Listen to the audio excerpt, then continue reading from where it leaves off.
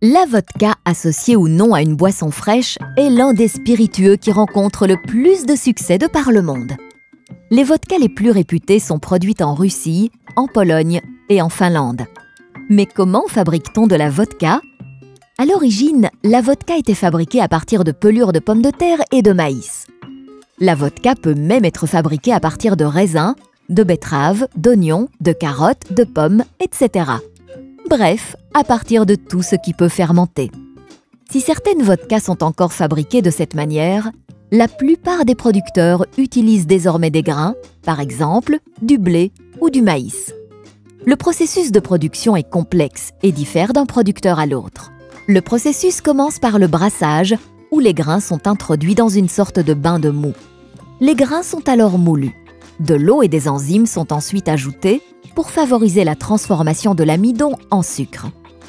Des précautions doivent être prises pour éviter la prolifération des bactéries tout au long du processus. C'est pourquoi le moût est porté à ébullition afin d'être stérilisé.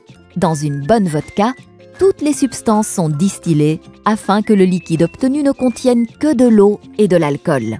De l'acide lactique est ensuite ajouté afin d'atteindre le taux d'acidité requis pour la fermentation. Le mélange est ensuite transvasé dans des cuves en acier inoxydable, de la levure est ajoutée et les cuves sont scellées.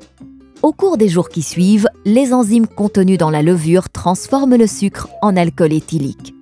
Il reste encore à distiller la vodka afin de séparer l'alcool du liquide.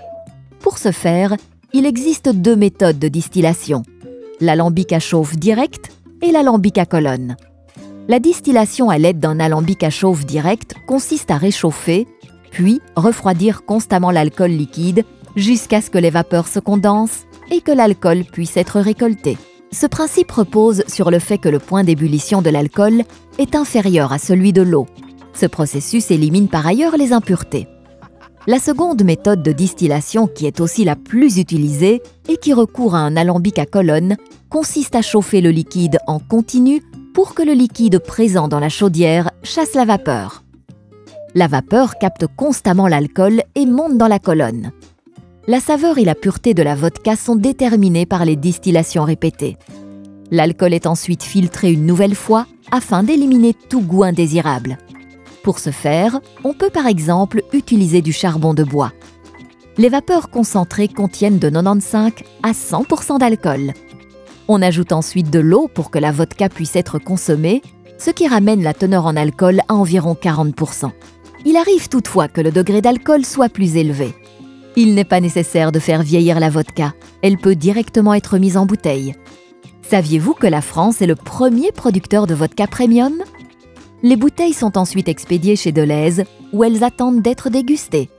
Na zdroví!